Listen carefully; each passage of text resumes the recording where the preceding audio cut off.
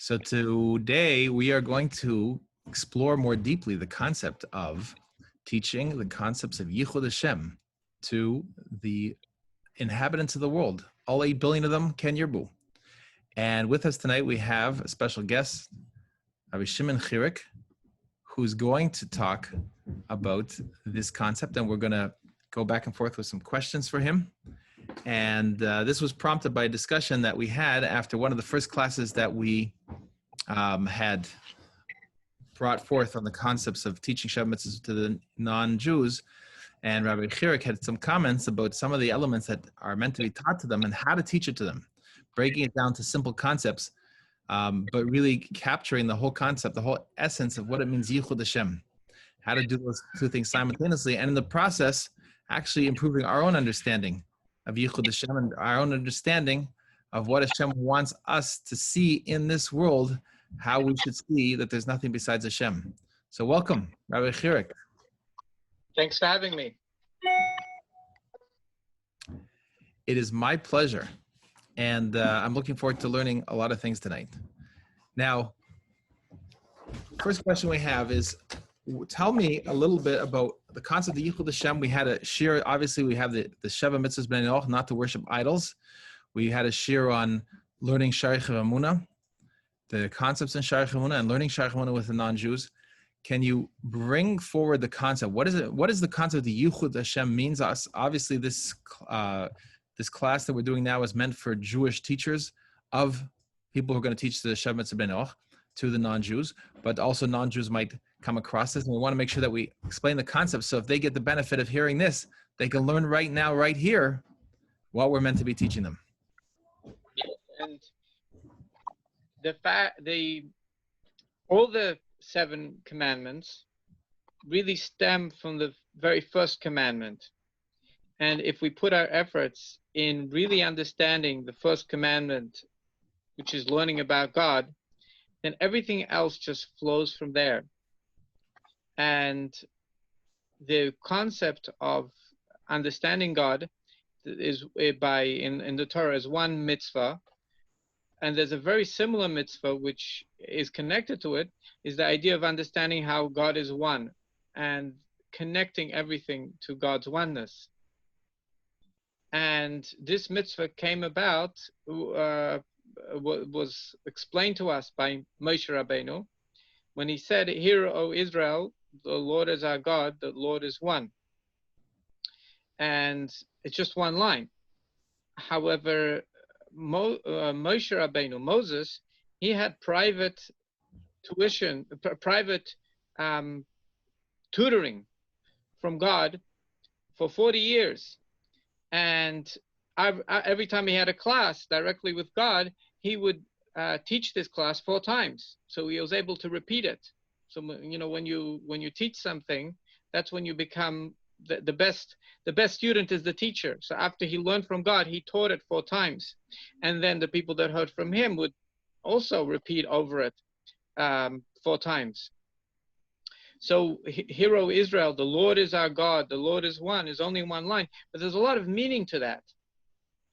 And we find that when some of these discussions, this private tutoring from God to Moses was being written down throughout the generations in the Talmud, we don't find a vast amount of explanation on it.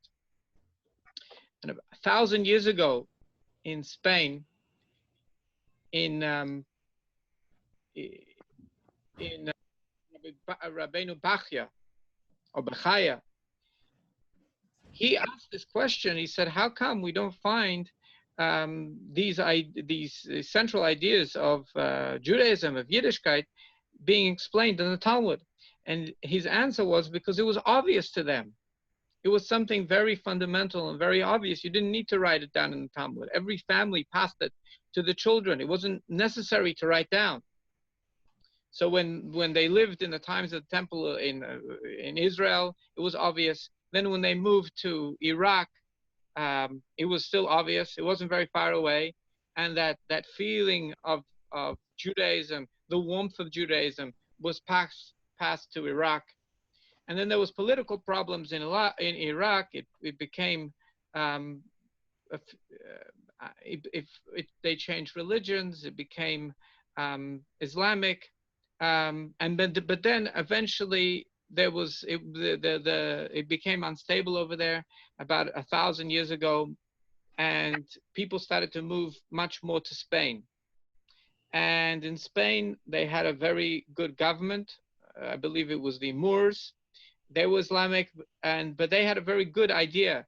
They had a good idea that they will build their cities and their country based on the best information. So they always hired, they were very open to information, and they hired the best people to build their city and the country. So there was a very good place for the Jewish people to practice their Judaism. They were very open to it, and they were very helpful. However, Rabbeinu Bachya saw that there are certain things that were obvious in Israel and in Iraq, but when they moved to yet another country, things started to be not so clear. Because every time you change a country, it takes like years to be able to settle, to be able to build a livelihood, to be able to build trade, and as that happens, things get lost, and things weren't being properly, fully passed down to the next generation, to the kids. So what he did is he decided to write a book called The Duties of the Heart, and he wrote it in Arabic because that's the language they spoke over there. He wanted to be able to speak to the local people in the language that they understand, and he spoke the concepts that are very fundamental to the heart of Judaism. And he asked a question over there: how is it possible to logically explain that God is one? How is God one? And he says that anything that has an end must have a beginning. That's a premise that he takes. A premise means the fundamental understanding that we need before we can even start the subject. So before we can even start the subject, anything that has an end must have a beginning. And if it has a beginning, it can't be that it made itself. Because if it made itself, then that's not a beginning, because it always was.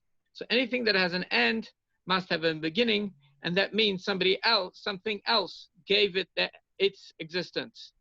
Something else made it be. And let's give an example. For example, if a person has a cow and they eat cheese, and where's the cheese come from? The cheese comes from milk. So the cheese has a beginning and an end, and it comes from milk. And where's the milk come from? Well, it has a beginning and an end, and as a weight, as a color, all these definitions, limits, and it comes from the cow.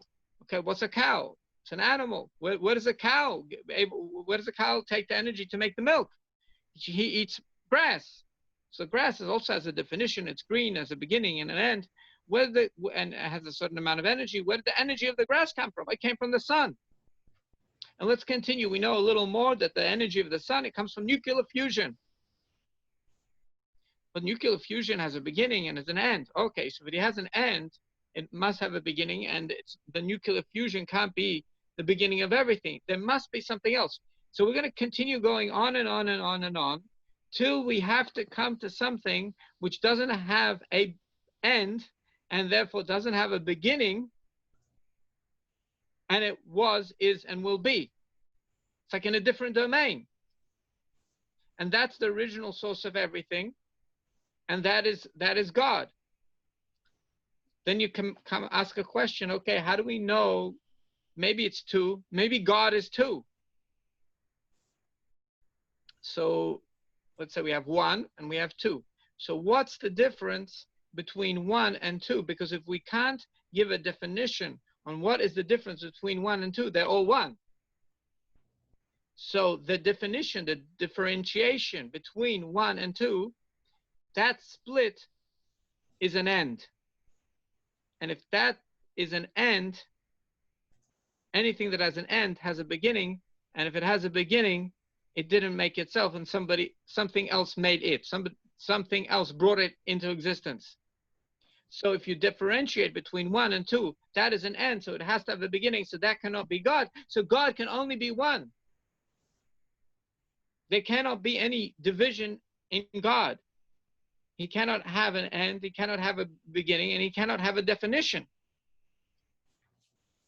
And that's how he explains that God can only be 1. But then the Alter Rebbe comes along and he wrote the Tanya a few hundred years ago, and he gives a metaphor. And the metaphor that he gives is, imagine a brain and imagine an idea in a brain. Let's work the metaphor. Imagine you have a green tree and you have a red bench underneath the green tree, and then you have leaves, dry leaves on the floor, and all of these things you're able to imagine very easily. Yet, and you have the power to keep on building things with your imagination. You can build a nice wooden hut next to the tree, and it just appears in your mind. And that's a good metaphor on how everything in the world exists inside God. Like, imagine God is like the metaphor of the brain, and the idea is everything else in the creation. And that's like the relationship between the ideas in the brain and the brain itself. It's sort of like the relationship between the things of our world is our world and God. God is in a different domain than everything in the world. And God has ultimate power to create things. There's an unlimited amount of energy, just like your brain can, as long as you're awake and you've slept and you've eaten, you as a person have unlimited potential on how much you can think and how much you can create in your imagination. And you have unlimited power in the storyline that you make in the brain, and you can change the story and you can add more trees, and there's no limits to the amount of trees you can imagine up in your imagination. So too, God has unlimited power to change the story or add to the story or manipulate the story in any way he likes. He just chooses that there should be a constant storyline. And if you stop thinking about the story, or you stop thinking about the green tree, it disappears. So too, if God would not continually focus on everything in the world, the things of the world would disappear. But he chooses not to. So God is really like thinking about us, and that's how we exist. And he's doing it again and again and again and again, and constantly, every second, every moment. The only reason why we exist is because he's thinking about us. We are his thoughts. We are inside God. So that is a little bit of understanding on how is it possible that God is one, has no beginning and end, is in a different domain, and he has ultimate power on giving more and more resources to the world if he wants. And also because of many lessons. Then if God's giving me energy right now, then I shouldn't use this energy to go again to do something that he doesn't want. Also, it makes me feel important that if he's constantly thinking about me, so obviously I have a mission in this world. If I'm here, he's really interested in me being here. So what is my mission? At every second, he's thinking about me, that's making me exist. What is my mission? Obviously, I'm very significant. I'm very important. And my contribution to this world is unique because he's taking the effort to think about me and thereby creating me. And every second, every second of mine is unique and important. And also I can respect other people. Every creation in the world is also unique and as a special gift and has a special lesson to teach us. So I'm going to respect myself and I'm going to respect others. And I'm going to value my life. Now the question is, we can go into a different topic. In the Zohar, it says there's really two ways of looking at the oneness of Hashem. One is the Yichudei law, the higher unity, the higher oneness, and the lower oneness. And what does that mean? What does that mean? So the higher. Before you go into that, I just want to go back to two things you said. I wanted to clarify one thing. You said over there earlier, you said God is in a different domain. Now, just to clarify what I mean by that, because God is obviously not in a different physical domain. God is everywhere. So what do you mean by saying that God is in a different domain? If I'm thinking about an idea, the idea is inside me, and I'm also inside in my brain. The idea is inside my brain, and I'm also inside the idea. Like the brain is also inside the idea, both. So we are inside God, and God is inside us. But it's like the difference between, I'm just using a metaphor, the difference between hardware and software. In other words, the software of a program is sort of like a different domain than the hardware, in which is holding the software. So also one thing that, in terms of domain, perhaps what you mean using domain is it's not even in the same way we could describe it. We could describe the physical world, understand the physical world with a certain terminology, certain grasping of understanding, but Hashem is in a completely different, I don't even know what the word is, but it's not something that we could use the words of reference that we use to describe things around us. Hashem is way beyond that. While he's here, God is here with us right now. And it's not a physical separation between God and us, but at the same time, it's not within the worldly experience. Is that a possible way that you're referring to it? I'm thinking about the beginning of the Rambam. The beginning of Rambam speaks about, he tries to, he's communicating the idea that there's a difference between the way things exist and the way God exists.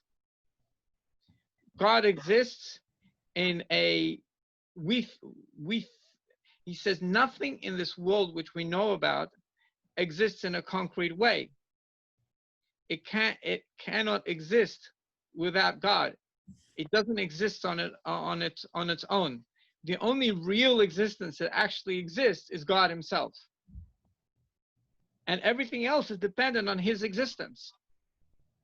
So the way we define existence, that's what we mean in a different domain. The way we define what does it mean to exist.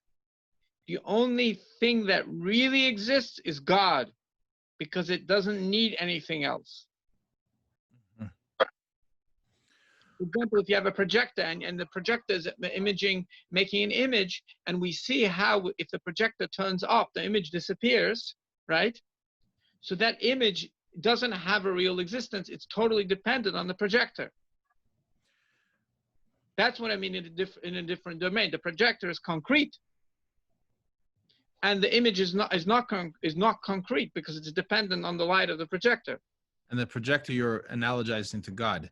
So that's and the picture that is coming out of the projector is the world, everything that we know it in the world. So he's trying to open up our eyes. He said, you think things exist? Well, it's, I'm explaining that it's not like that. The only concrete existence is God. Everything else is just like a projection that depends every moment on the projector. So in listening to you, you're really turning everything on its head, because normally people walk around this world feeling certain that this world exists and they exist, and then they're trying to conjure up an image of God, and they're trying to conjure up that projector screen. What could God be like, and so forth. But in reality, it's completely the reverse. God is certain. We're not. It's not so clear what we are. And there's a story that in Lubavitcher, there was a mashpia that said that people come to looking for, in many places in the world, they know they exist and they looking for proof of God. But when we learn Chassidus, when we learn Torah and Chassidus, we start with the assumption that God exists. We're looking for proof of our own existence. So it's really what you're saying is really turning everything on its head. That we as human beings need to recognize. We're starting with the opening understanding God exists. And now we understand that our existence is really dependent on God. Right. And there's in the Likutei Torah a few weeks ago, Tzion B'Mishpat Tipada, he explains the Moida Ani that we say in the morning, which is Moida. Usually we would translate as gratitude. Moida could mean three things. It could mean I admit that you're right, or Moida means thank you very much, or Hoid would mean that I'm going to stick up with the fact that I'm right. So because Hoid translates majesty, that means I'm not going to be fooled by what you're saying, and Hoid, I'm going to be brave and speak the truth. So Hoid could mean three things. Over there in Likutei Torah, it says, Moida Ani, when I say in the morning, I'm grateful to you, God, that you gave me life. He says it really means, no, God, you're right. I think that I exist. I admit to you, God, you're right. You exist. You're the real existence. I don't see it, but I know that you're right. God, you're the real existence. Right. Wow, that's so fascinating. So many things it ties everything together, because we see in this whole story of Purim that Haman insisted that everyone bow down. Haman was a minister in the Persian government, and he insisted everyone bow down to him. And came along Mordechai and said, "No, I'm not bowing down to you, because we're all nothing. There's no reason for me to bow down to you. There's only God, and I and everyone, all of us are nothing. We're all nullified to God." And that's what drove Haman so crazy, drives Amalek so crazy, is the concept that there's nothing besides God, because it means that he too doesn't exist. But a Jew and a person, one of the Hasidic Umas Elam, can not only tolerate, but embraces and is enthusiastic with the concept that there's nothing besides God. That's something that sits well with us, and we're enthusiastic about that and happy to hear that. And that's what the whole concept here is. It becomes a living experience.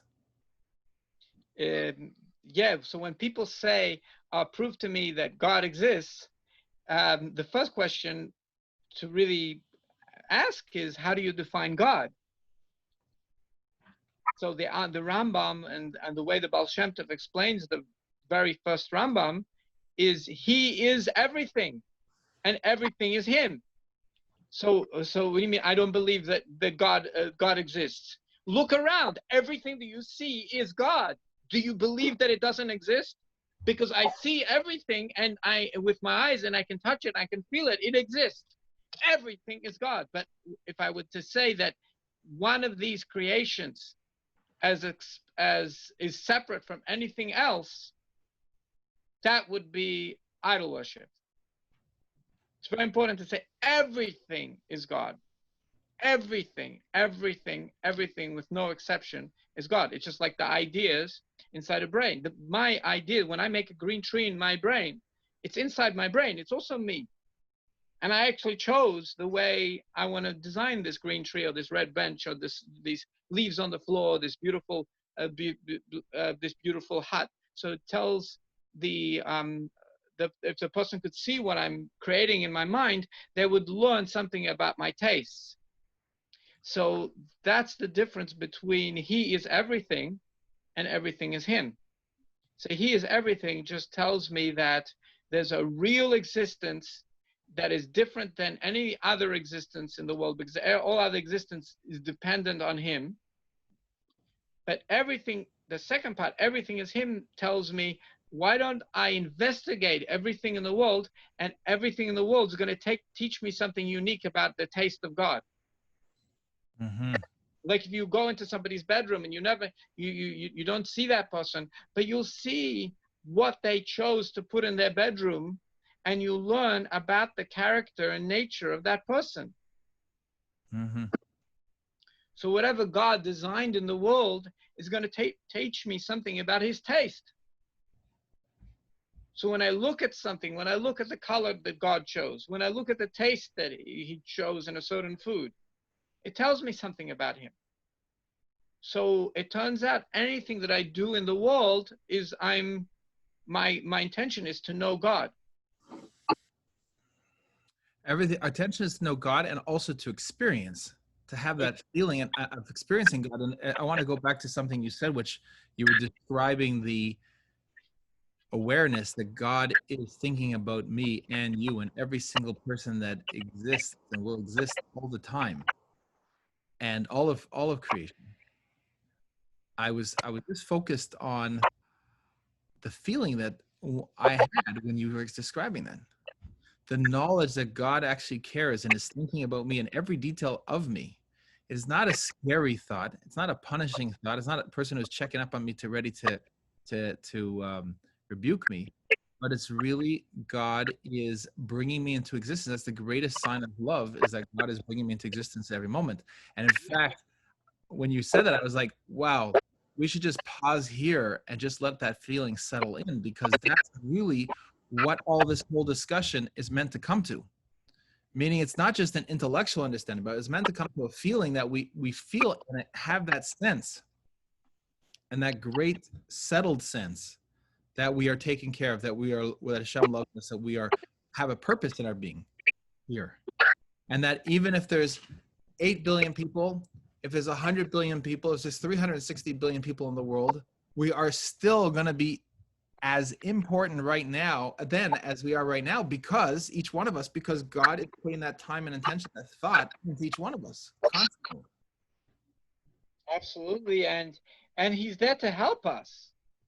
Why am I here? I'm here to tell a story, tell something unique about God. I'm part of the bedroom, and He chose me. That means that my design and my personality and my emotions and the story of my life is one of the things He chose to put in His bedroom. So if I'm going to analyze myself, I'm going to learn something about God. And I'm going to learn about the unique message that I am going to convey about God. So if I just tap into that the power of God is behind me to tell His unique story. It's so beautiful. And it's interesting, modern secular thinking and this modern society, the messages are so much about what's wrong with us and how we need to fix this, and how we're always constantly being told that we should be doing more and more from a sense of somehow we're not good enough. And what the message and what you're bringing out is that in reality, just from the very fact that we're alive and being is itself a tremendous accomplishment, meaning to say it's God's accomplishment that He brought me into being. He chose me exactly with my personality. Instead of looking at, okay, these are my strengths and my weaknesses, and trying to run away from my weaknesses or spending my whole time trying to fix them in a sense of feeling there's something inadequate about a person, about myself. Instead, realizing, no, God created me exactly this way. Right now, He's giving me this. And in fact, if a person is to realize that, person might say, oh, I'm afraid to say that, because if I just let go of all this pressure, then what will I amount to? On the contrary, if we let go of all the pressure and all the false ideas that we have to somehow making ourselves into something else because the way God created me is not good enough for me, that is, once we give up on that, we will actually fall into who we really are. And that will be the greatest gift to God, the greatest gift to ourselves and the rest of humanity. So perhaps it's a little bit like I'm realizing that I'm an actor that's in the script, and I have a story to tell on how I'm going to overcome these challenges that are given me. And by overcoming them, I'm going to have to tap into these godly powers that the story of these godly powers, of this inner power, wasn't told yet. And as I go through this adventure of revealing these inner powers to overcome these challenges of my life, that's God's story. So I don't have to look at it as a very rigid way. I have the power. God is here helping me to tell the story, to overcome these challenges. Right, and to overcome them. And as many times we see the Rebbe talked about, the challenges themselves make the greatness of the person. It's not that a person who is unable to walk is necessarily at this moment in time going to be able to jump up and walk, but they have so much that they're able to offer into the world that is enhanced or brought to the forefront from the fact that they have another limitation. Other things are brought out. It's not that we're meant to get rid of all their limitations. It's very interesting. You're talking about abundance and abundance versus scarcity mentality. And the scarcity mentality, we see that with the concept of, and communism, it's trying to redistribute the wealth, saying there's not enough, we have to give from the people who have to the people who don't have. But there's also this idea that everyone is supposed to be able to do the same thing and supposed to have the exact same skill set. In fact, Karl Marx wrote about how his goal was that everyone should be able to do any job. There was supposed to be no specialization in terms of people's unique capabilities. It's actually taking away from the uniqueness of each human being and trying to replace it with a completely bland, as if should be no difference between any two people. There should be no difference in anyone's height or anyone's wealth or any difference whatsoever or their skill sets. So what that's doing is it's taking God out of the picture and it's a resentment of the uniqueness of each situation, each person, and each detail. And what I'm hearing from you is that this is recognition of God is really honoring the uniqueness of every single person, respecting the person, because you see in him God's greatness and what God has created, what God has brought into this world. Be able to respect yourself, myself, and also respect another person because I am able to see that and be okay with that he has it. And I'm okay with the fact that somebody else has some other gift, which I don't have, that they're going to tell with their story. So I'm very interested in listening to other people's stories. Right. Because they say something unique about God that I don't know. That's and right. I'm also going to say something unique. So I don't need to be jealous of them, because for my story, I'm going to get whatever I need through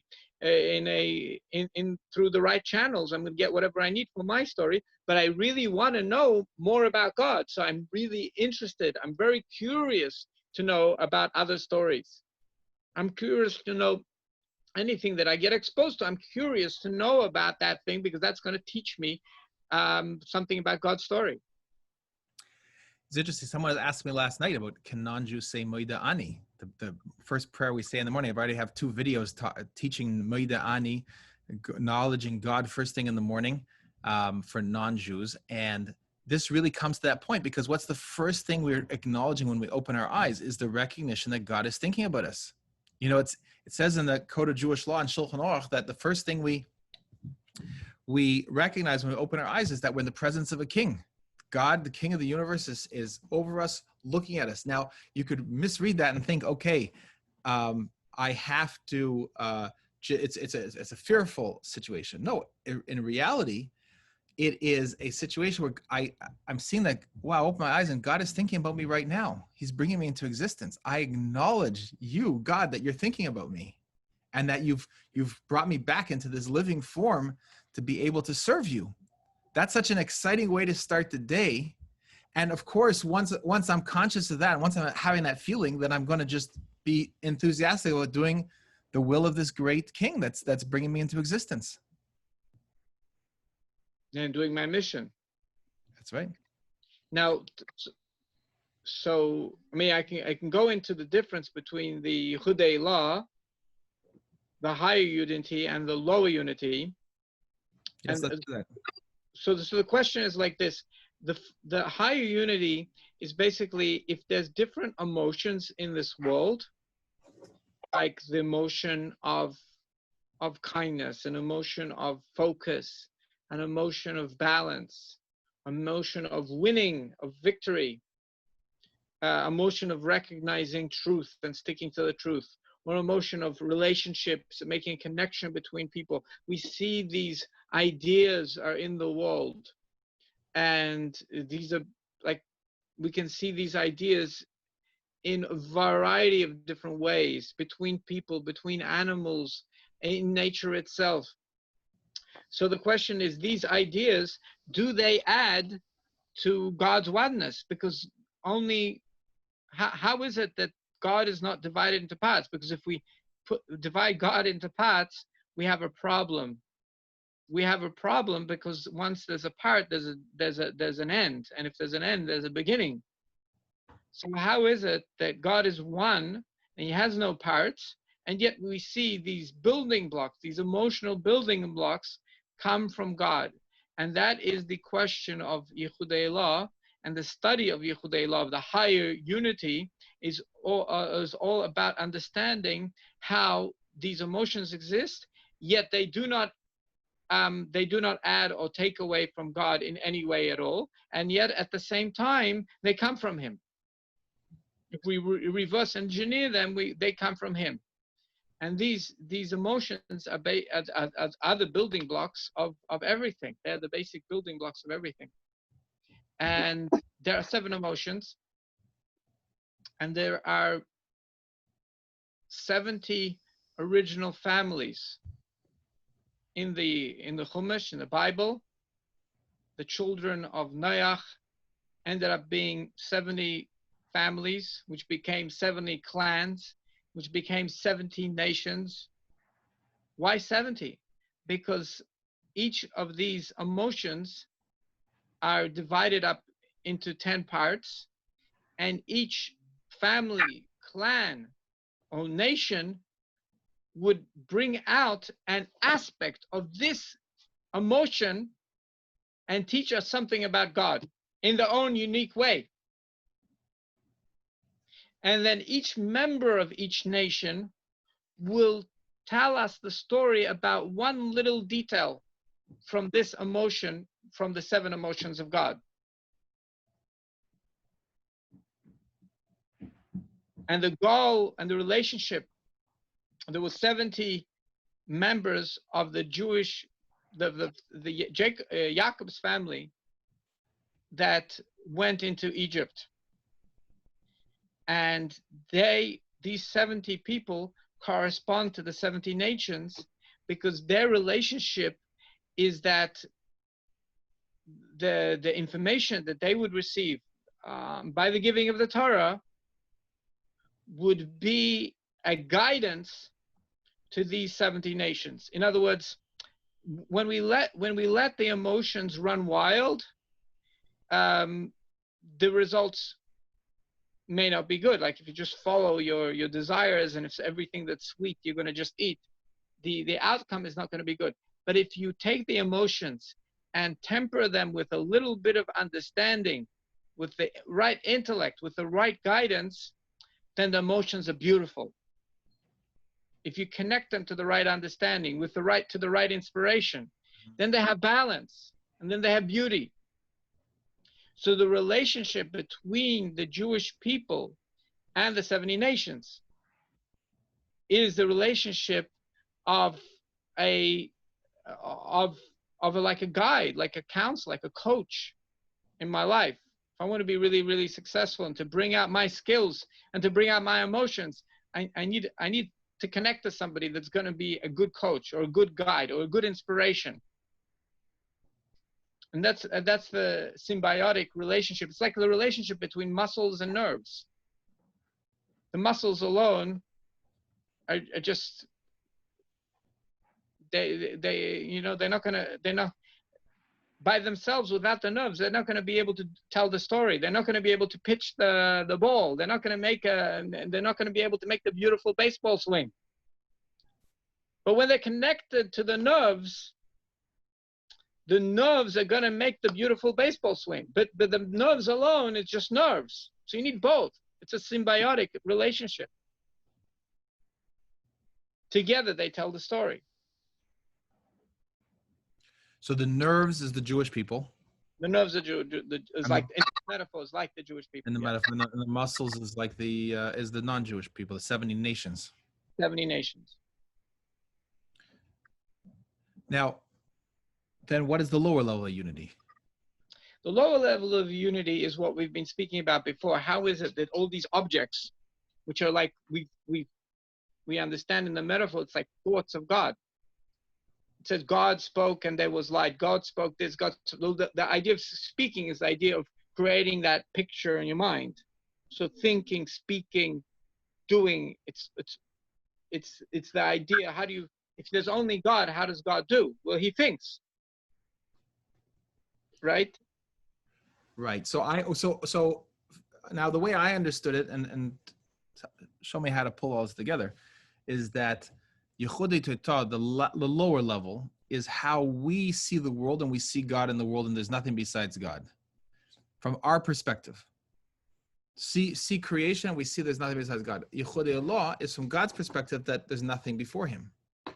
Because everything is while on one hand it's this thought that he's having, on the other hand, the thought is it didn't bring any change in him. It didn't suddenly cause him to have, it's not like there's God and then there's the projector, the screen, this film that's being projected of you and I having this conversation. That would mean it's something separate from God. It could be an additional thing.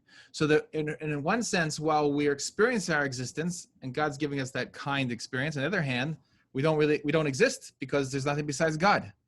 So isn't that one way to look at the difference between the higher unity and the lower unity? It's from which perspective it's being discussed? We need to go into text. We always need a teacher. So even if I'm a teacher, I need my own teacher. Then we need to look into the text, as that's what the words say. What I'm hearing for you is the concept of das Elyon and das Tachten, God's perspective of the world and our perspective of the world. So our perspective of the world, God is intangible and the world is tangible. And from God's perspective of the world, he's tangible and the world is intangible. Das Elyon and das Tachten. How would you translate das Elyon and das Tachten? Das Elyon means God's perspective, the way God looks at the world. Das Elyon, the higher way of looking at the world. He's concrete and the world is abstract. Das Tachten is we are concrete and God is abstract. Now we're commanded, God created this way of thinking. So it's a valid way of thinking. I just have to remember that there's another way of thinking as well. For me to be able to, because for me to be able to do my commandments properly, I have to also keep in mind the lower way of thinking. Like there's a person over here that needs help. I need to help them with the limits that God gave my thinking. Like I have to think with empathy, this person needs this and that, this is how they're feeling. I need to concretely help this person in a concrete way. I cannot say now, oh, really, this person is abstract and the goodness that I'm going to give to this person is all abstract and God is the only thing concrete. Let God help him. Then my commandments wouldn't work. So it's very important to remember das Tachten with the limits of the way God created my natural thinking. What is considered goodness to this person? I have to give them water, concrete. In my way of thinking, my water is concrete. They need liquid. They need lunch. They need dinner, and they need a smile. I have to conduct myself, but I have to start my day realizing. To take away all the anxiety and to take away all the limits, I have to remind myself that really that's a made-up construct by God, and the real truth is that he's concrete and everything else is abstract. Okay, so that's das Tachten and das Elyon. So what is then? Go back and explain the difference between that and Yichud Eloah and Yichud Tata. So Yichud Tata is God's thought, speech, and action. How does God's thought, speech, and action, like the ideas in the brain, the pictures in the brain, the words in the brain, how do they not add to the brain? How is the brain still one, even though we can have many ideas and many thoughts? That's Yichud Tata. So the objects in the world that I can see, the concrete objects, God spoke and there was light, God spoke and there was this, God spoke and there was that, God speaking all the time. How is that speaking not adding or taking away from the oneness of God? Okay. How do all the objects of the world, how they trace back to God's oneness? Okay. And there's a system of my cup of coffee. It comes from the tree. It comes from the water, and the coffee comes from a bean, and the bean grows from the ground, and then that gets the energy from the sun and the stars or the moon, depends on the type of vegetable we're speaking about, and that energy comes from this nuclear fusion, and then the sun, and the moon and the stars actually get their energy from this invisible, gigantic gravity sea. There's a sea of gravity. But all that is talking about cause, and there's a cause that preceded that cause, and so forth. Right, and we take it all the way back to Malchus, Hashem speaking. Right. And the speech of Hashem is not adding or taking away or changing God at all. That would be Yichud detours. So I trace back everything through all the cause and effect till I get to the one source of God speaking. And no, it's not really God, it's God himself that's the one that's speaking. Right. Or source and derivative might be more. Source and derivative is a better translation than cause and effect. Cause and effect. If I get stuck, that could end up in idol worship. In other words, what a lot of the nations did is they were tracing back, but they got stuck at the sun. They got stuck at the moon. They didn't go to the original source, so that's a problem.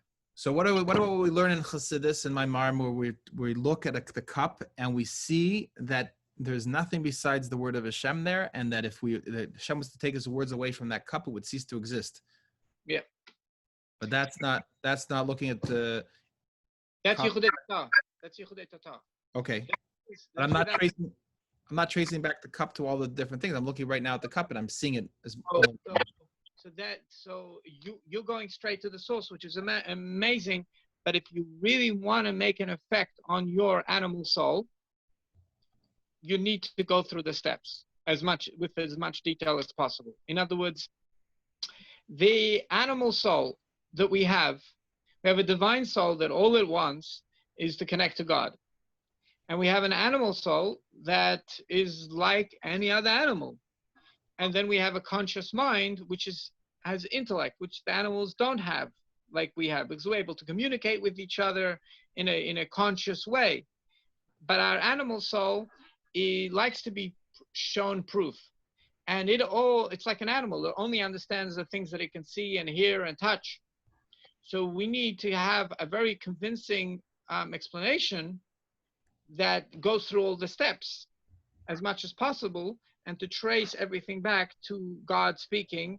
And then we can make that one little jump and say, well, it's not really God speaking, it's really God. And that's how we connect it to God's oneness.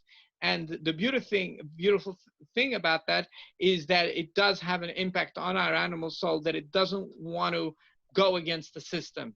Once our animal soul understands the real system, it doesn't want to do anything bad anymore. So the thought of stealing and the thought of transgressing any of the 7 commandments or any of the commandments starts to become out of the question. Our animal soul won't allow it to happen. Once it understands the system, it's never going to go against the system. If it understands the system, if it understands the program, it will refuse to, once it understands it in detail. If it has to believe, then it will sort of like, okay, you're right. It'll, like a big brother. If the big brother tells you many times and they're very, very confident, so the younger brother will say, okay, I'm going to rely on you. But is the younger brother really mature yet? That when you let the younger brother be by himself, is he going to make the right decisions? Not unless the younger brother is really educated on all the little details. So if the younger brother is taught all the little details of the system, why it makes sense to look before you cross the street, etc., then he's going to do it even while on its own. And he's going to be really passionate about it because he's a younger brother, a simple, well-meaning younger brother. That's how we look at our animal soul inside us. It's like the 7-year-old inside us. If we want to convince him, if we're very firm about something, and we say a message and again, our animal soul will believe it. If you really, really want him to transform, you have to explain the system in all its details and study it in all its details and start off from the physical world. Because if we start from the spiritual world, it's sort of, okay, you're right, I believe you. but he doesn't buy in all the way. It's sort of like, let's go. Doesn't fight back. If you tell Yichud Elah, the higher unity to our animal soul, it says, okay, you're right, whatever you say. But he didn't really buy in. It's just saying, whatever you say is okay. I'm okay with it. I'm not gonna fight with you. I see things differently, but I know you're the older brother, you know it right. But we explain the details, then he says, oh, I understand the system. I understand the system. You can trust me. I'm going to keep the system. So now that's Yichud Tata. So go back and now explain again Yichud Elah, now that we have a better understanding of Yichud Tata. So in Yichud Elah, the animal soul never really understands Yichud Elah. It only says, okay, you're right. It only just like, let's go. It just says, okay, you know better. There's something going on over here. You know better. I don't understand it. You know better. So Yichud Elah is a subject of the basic building blocks of creation and how they are really an expression of God and how they don't add or subtract and how they go through the spiritual system, how they come from the essence of God. And there's that's you're referring to these sort of emotional fabric of creation that yes, the emotional Yichud Elah is all about tracing the emotional fabric of creation to the essence, to the original source. And if we're speaking about the emotional fabric of creation to the original source, something interesting happens. The negative aspects of the world and of ourselves, let's go. It will not argue with it. If we're saying real Yichud Elah, there's no friction. There's not going to be any friction against it. The only thing is, they're not going to be able to understand. Who's not? The animal soul won't be able to understand. It will just let go. So what the Hasidus discourses teach us is you need both. The only thing that's going to really make an impact on the world is Yichud Tata, the law of oneness with all its details, learning the system. But the problem with learning the system is you could make a mistake. In other words, what the nations do is they trace back and they get stuck. They don't go all the way back to the singular source. The person can go the wrong way. So it makes a big impact. So what we need to do is first start with a little bit of Yichud Elah, study these concepts of the emotional fabric of creation, how it's one with the essence of God, study that subject a little bit, and it's very similar to the idea of looking at the world from God's perspective. And then that will help us that when we do what will make a difference, Yichud Tata, we're not going to make an error. When we study the lower oneness and how the things of the world are really part and show on God's oneness, we're not going to end up in error. So this helps clarify something else, that why it's so necessary that the Chasidei Umas Ha'olam, the righteous of the world, the sons of Noach that are observing the 7 laws of Noach, because God commanded them on Mount Sinai, they need to constantly be learning with the Jewish people. Right. So the Jewish soul is the Jewish spirituality. If when a Jew touches into it, he can speak about Yichud Elah, and that's going to help them to do the Yichud Tata correctly later on. Right, and the Jew has to be constantly plugged into his teachers and to the source of what is really God Almighty and the complete unity of God. You can't take this material and say, okay, I have a book on it, and then in secular studies, you have books. You can pull off the shelf a book of chemistry, and then you could say over here, okay, I've got a book of chemistry. That's the back. A book of chemistry. If you study the chemistry and you learn everything that's in the chemistry book, you could think that you know everything there is to know about chemistry. But the truth of God is not like that. It's a constant necessity to be plugged in to that connection to God. Yes, we need text and person. Right. Text and person. That person has to be a connected person. If He needs a direct lineage to Moses, our teacher. Only a person. Moses studied with God for 40 years. Personal, every day, with personal training, personal classes, one-on-one teachings, till he was, and then he taught it to his students, Yeshua. And then it continued from person to person. We have a list of people from person to person that studied for years and years. And then some of the information was written down. But this unbroken chain comes down to today, to our teachers. They have an unbroken chain to Moses, and that we always need to reconnect. Even if I have a chain, I still need to reconnect to my teacher all the time. Or different teachers and different people part of this chain. And then that's like the nerve energy. That chain is the nerve energy in the muscles, like you're in the metaphor that you were talking about before. Right. So the way God made the nerves is if there's a split in the nerves, the energy doesn't come down.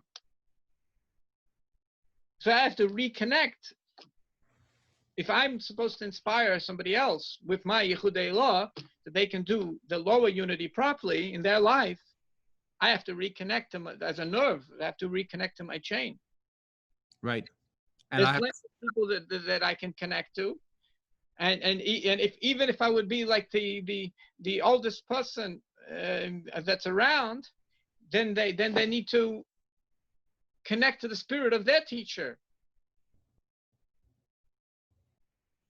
They need to constantly connect to their teacher. Right. Right. And because God is infinite, this understanding, this experience, this feeling is infinite also. There's always a new level of understanding, a new level of that experience. And that's why a person has to be constantly connected, because the information doesn't just end because I've acquired this amount of information. You don't get a degree. You can't get a degree, a certificate of knowledge of God, because God himself is infinite. There's always new levels of our awareness and understanding. Our das is always growing and always increasing and going into higher, better and better, more expansive understandings of godliness. And so for that journey, to be able to live that story, you were talking about telling the story, but to be able to live that story, we have to be connected all the time. The Jewish people are the teachers to the nations. And then with the Jewish people, each Jewish person has to be connected to his teachers. Absolutely. And the channel to connect is respect. The easiest way to break a channel is disrespect. In other words, there's a certain thing that I get from my parents. My channel to God through my parents is by the fact that I respect them. And that gives me a certain connection to God. It's so interesting what you're saying also, and it's such an important point, because it's such an antidote to what we see going on in the world today, which is the way that there's such a tremendous disrespect. People get caught up in the differences of opinions or differences of politics or difference of economics, difference of ideologies, and then they completely dismiss the other person as if they're completely worthless. And what we need to see is that is going against God, because even if the other person is saying something that's false, even if the other person is saying something against God, but the fact of the matter is God is giving him existence at that moment in time. And it could be that we have to show the respect. Now, that is for the fact that this person is created in the image of God. We can't just discard a person. And the point is, if you don't discard them, then you give them the opportunity to also return to God, because he's not now looking at everyone as just rejecting him and throwing him away. So the same thing is, even if we, in the context of the teachers, even if we at some point see that a person that's in a leadership role has taken, or as a teacher has made a misstep, we still have an obligation to respect that person because of all the things that we did learn from him. And the Jewish teachings are replete with that. Even a person who fought against King David, who, because he learned merely a few small things from him, we would think of them as small things, but he saw that person in that moment of clarity was passing down the divine tradition, the divine message that had been passed from generation to generation. And King David then respected that person, even though that person was fighting against him and pursuing him. He still respected him because he saw he appreciated and respected that which he had been gifted from that person in that moment, when that person had that moment of clarity. Right. He responded to the bad things, but of that person, but he definitely respected those elements, which they're. Now, there's people that, like, for example, the Kohen, anybody with the surname Kohen, is likely that he's a real, is a real priest. So we're commanded that God will bless us through the priest. What do we need to give the priest? We need to respect the priest.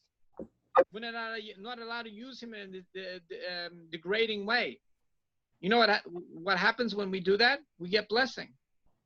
Certain aspects of God travel down to the priest, to me, to my family, when I give him respect, when I help him out. He's supposed to be studying the whole day, and that spirit comes to me when he's studying the whole day. So we are commanded to help him out, so he could be able to be free to be able to do his spiritual work, and then his spirit rubs off on me. So that's how we behave with different hierarchies within the Jewish people. And it really makes sense that that's a good way of explaining the relationship between somebody's Jewish and not Jewish. How do I look at somebody that's on a higher spiritual state than me? My respect.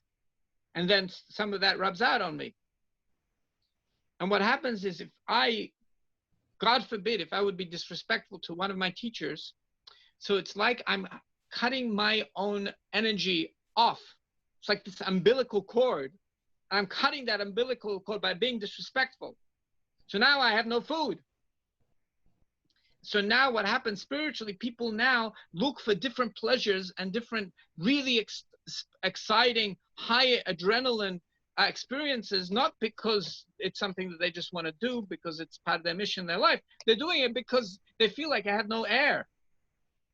And they're wondering, why am I doing these crazy things? And they feel they can't exist without doing these crazy, wrong things. And it could come even to the point where a person justifies those bad things as if they're good.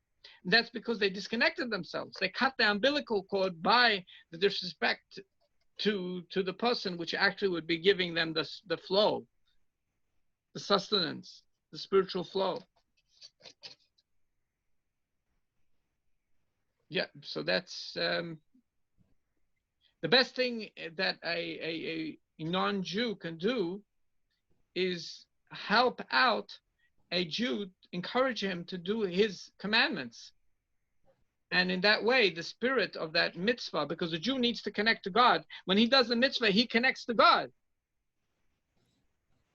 Right?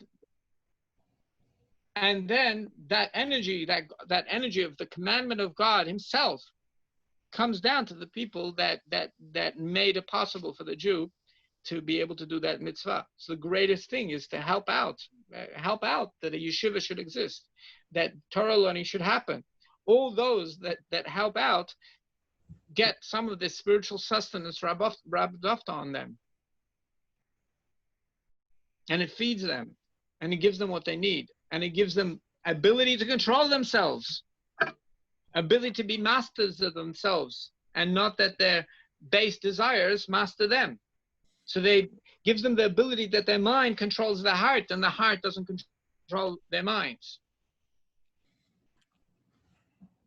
And it's fascinating. Also, this goes hand in hand with the respect. The person who's being respected has increasing levels of humility, because he knows that everything that he's just a conduit. He's just a conduit. When he understands and living these concepts, he realizes how humble he really is, because there's nothing besides God. It's really God's energy. So I'm just the character. So it's not really due to me. It's really it's really God, right? Because if I start thinking it's me, then I'm disconnecting myself. It's a problem. I have to remind myself it's not really me. Right. That's so beautiful. You know, I'm thinking as you're speaking, you know, this what we're talking about tonight really ties together the solution to all of humanity's problems. This is why it says that when the Moshiach comes, when great and ultimate redemption of all of humanity comes with the righteous Redeemer, King Moshiach, and the building of the temple in Jerusalem, on the holy temple on the Temple Mount in Jerusalem, the world is going to be filled with all the greatness, all the goodness, all the peace, all the harmony, because we could see just from the awareness of God's oneness brings it automatically. What do we cover tonight? We covered, first of all, I'm not going to be afraid of what other people have. There's not going to be any jealousy, because what they have is what God gave them. What I have, what God gave me, and what I have is special and unique, something they don't have also. And I don't have to feel competition. I don't have to feel superior to them or less than them. But the one thing I do need to do is, all I need to do is put effort, and with the effort, God will uncover the sources which I need. Effort could mean I need to ask advice. Effort means I need to learn from teachers. Effort could mean I'm going to read myself. But I know it's there. It's right here. All my resources are here and available. God just wants me to put effort, and then He's going to open up the resources to me. And also, speaking of resources, I'll see that the whole world is full of abundant resources. And it's interesting. One of the things that you mentioned earlier, I think before we started this, but and you could continue, leap off on this point to really drive this home, is that we are only looking at the world kind of as it's unfolding, as God's unfolding these thoughts that He's having. We're seeing it, and we don't see how the pieces are going to fit together. We may not see how the amount of produce we have in the world right now, food that's being produced in this world, can possibly sustain a doubling of the world population.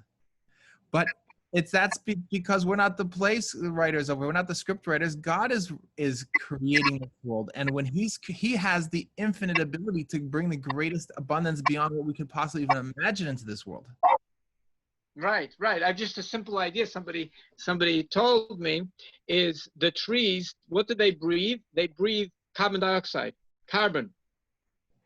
So the more people there are, the more carbon we produce, the more greener the world can become, because there's more air for the plants to breathe. So we can plant more plants. Once we plant more plants, they can have more crops, and there can be more food. Wow, that's so incredible. And we in our limited thinking couldn't necessarily see that, but God unfolds that for us. The miracles in food production will start to increase. So we now see people, all kinds of incredible things, food production happening indoors, and it's all kinds of incredible different advances where the quantities of food that are possible are beyond our imagination. But that's because we're struggling trying to figure out the world. We're trying to figure out the world. How did it come into existence? How does it work right now? And what's going to be the future? We're trying to use all kinds of formulas and mathematical things that completely ignore God. Although they're created by God, God's bringing all this incredible math and the beauty of math and the beauty of chemistry and so forth into the world. But we're losing sight of the fact that it's God created this, and He created with the infinite possibilities that will match and exceed all the growth of humanity is going to be fed. Every person is going to be fed and in abundance. It's not just that we're going to have, some meager rationing. No, God forbid, we're going to have abundance. Every person is going to be having an abundance of food in this world as the population grows, as the population increases, as the population grows, as humanity becomes more and more productive, more and more capable in this world of harnessing God's wisdom, then the population of humanity is going to grow, and the ability to sustain and not just sustain but thrive of all of humanity is going to grow in ways that we can't even imagine yet.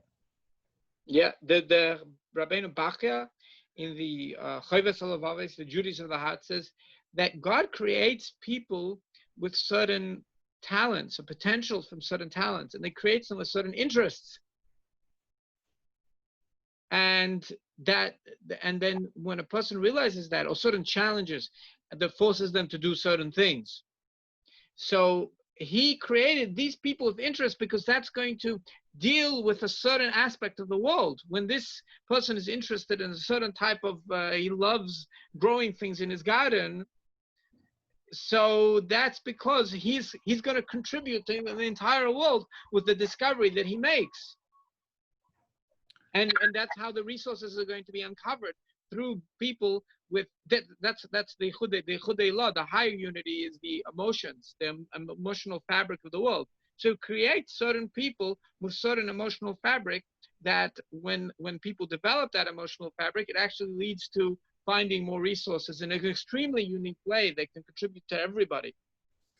That's so beautiful, and that's why it's so important to provide this reminder to each one of us and to every human being that that every child that comes into the world has this unique contribution. It's going to make these unique discoveries and bring these unique, beautiful things into existence, and that a person could make a mistake and think, oh, well, since they only see limitation, they're going to now plan their family, live with their family, God forbid, have an abortion, because they can't see how they're going to feed that kid or what kind of world are they bringing them to. And what they're not realizing is that child that they're preventing themselves from having is the child that's going to bring the humanity to a new world, to a new level of revelation and godliness in the world, whether it's either in spiritual teachings or it's going to be in the physical harnessing of what God's created in the physical world. Right? Especially if he pools the knowledge, because the knowledge comes through synergy. In other words, it's not me necessarily that God is speaking through, and it's not, but between us, God shows that when we come up with something really good working together, God shows it was him all the time. Well, that's right, and that's why it says in the Ethics of the Father in Pirkei Avos that when there's two people sitting to learn Torah, to learn God's wisdom, the Shechina Shurei B'neihem, the Shechina, God's presence, dwells between them. Between them. In the space between the two people, that's where God dwells, and God comes into that space because it's that pooling of knowledge, that collaboration, that working together. The Ramak writes, the Kabbalists, from 500 years ago, a person should have two teachers. Now, the teachers should have that, be part of that lineage all the way back to Moshiach Rabbeinu, all the way back to Moses. But each person has their personality on how they serve God. So when I have two teachers, I take that point that's the same between the two teachers, and then when I'm able to take that point, that's like his God speaking through both of them, and then I'm able to take that common denominator between them and develop my own service that's in line with the rules, and nevertheless it's unique to me at the same time. Wow, that's beautiful. That's beautiful. You were going to speak about the 6 constant commandments, and I'm wondering if we should pause now, maybe do another class together on the concept of those 6 constant commandments, and maybe another one on prayer, because we were also going to talk about prayer. We've touched on it a little bit tonight with Maida'ani and acknowledging God, which is really one of the fundamental purposes of prayer and that connection. I'm wondering, we've been going for a good time now. I'm thinking maybe we'll pause now on the condition that we'll continue this, and then we'll have another time together which we could discuss that in more detail and give some guidance on how to guide the nations of the world in terms of prayer, service, and also what does it mean, the 6 constant commandments, the ability to constantly be aware of God's oneness, God's oneness, and all the parts of what that means, all the aspects of that. So if that's agreeable to you, unless there's something you want, a closing message you want to end with tonight, I'm thinking that's what we'll do. We'll plan to reconvene. Yes. So all the other commandments really stem from this commandment, and motivation and self-control and all these beautiful things, mental hygiene, they all stem from from working in this one commandment. And prayer all stems because if we have a good understanding of the oneness of Hashem, so it's very real to us how the prayer works. Right, and you're mentioning mental health. I mean, the whole concepts of anxiety and depression and all these type of mental health issues, emotional issues, and so forth, and physical health issues come from really they all relate one to the other, coming from that sense of separation, that sense of either separation, which leads to anxiety and depression, or ingesting things that are not healthy for us because we're looking for some sort of filling that's lacking from our sense of being grounded in God's oneness. So really, there's so much more to talk about in terms of bringing all this together and recognizing how the oneness of God and living the oneness of God is really the solution to each one of us, each human beings, all the challenges we're facing as individuals, bringing our life to our true intention, God's intention in our lives, and also all of humanity together. Because one of the things I was hearing you say, and it was so beautiful also, is that each of the 70 nations has its own unique character traits, which is part of the contribution to the fabric of humanity. So just like we have between each individual, we need that collaboration. We need that ability to work together. All the nations working together creates such an incredible, beautiful world. And that's something that comes from being able to recognize God's oneness. It's not something that can be imposed on people. You can't impose two people that are self-centered and focused on themselves and think that they're the greatest things in creation to work together. But coming from a place of humility and a place of respect, then it just flows naturally. There's no requirement for any enforcement of that. It's just something that will flow and envelop the world in terms of an understanding. There's nothing besides God. Of course we can all work together. Of course we can all bring and advance the knowledge of God in the world and celebrate that. Now, there is something which is, there's also another system which God gave us of decision-making system, which is like concrete. Sometimes I can delve into and think about these ideas of God's oneness, but then like when it comes to a disagreement with somebody, or when it comes to the various challenges in life, what do I do? So there is a system of concrete guidance, or at least concrete inspiration. For example, if we read the verses of the written Torah from Genesis with a good translation, in order, we get the gist of what God likes and what he doesn't like in actual behavior. So there's an element of, he creates us, we have this unique contribution, but he hides, we're not aware of everything. We don't know what's going to be in the future. We don't understand the way the world works. The nature is too complex for us. Even the economy is too complex for one person to really understand and to be able to grasp properly. We have a lot of mental limits. So that creates a challenge. And the way we overcome this challenge, he gave us like a simple manual that even if we don't know 100% what to do, we're going to get the gist of what he likes and what he dislikes if we read those verses. And that will give us help our natural. Every person has a natural moral compass in the heart, which we pray every day that gets renewed and that we tap into. But there is a guidebook as well that can give us a concrete system, like another checkpoint. If it makes sense. And that's, you're referring to the Torah. The Torah, right. So you have to see, do I feel good about this? Does this make sense? Does it fit in with the words of Torah? Do my teachers agree? So if we have all these, yes, then it's probably the right thing to do. That'd be a great other conversation to have, talking with those, the process of making the right decisions and knowing what the right thing to do is, because that's, God's gifted each human being with that access to that wisdom. The purpose of the Torah coming into the world was to provide this wisdom for the Jewish people to be able to teach all of humanity, and that every human being can then come through working with his teacher, through working and understanding God's wisdom, to be able to make the decisions that are going to lead to really beautiful results in their lives. Physical, right. Financial prosperity, health, peace in their homes, children, a lot of rewarding experience with the children growing up to be good human beings. That's the reward of all these actions right here, right now.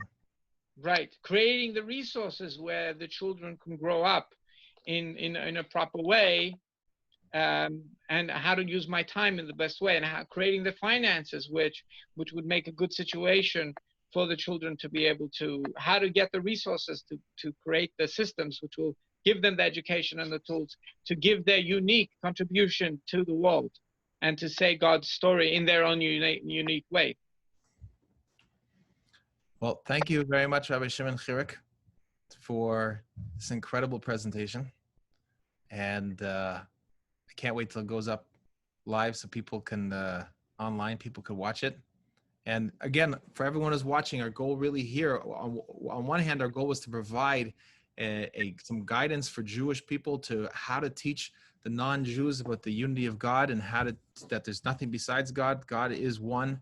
And but in the process here, I think we've given a lot of material that and hopefully explained it clearly. And feel free to post questions in the comments if any of the words that we use are not understandable to people who only speak English or other languages. But I think in the process, we've really provided stuff that any human being can listen to and be able to understand exactly that there's nothing besides God and what that means in their lives, in their daily life, and the beauty of what that means. So thank you very much. Thank you very much for inviting me.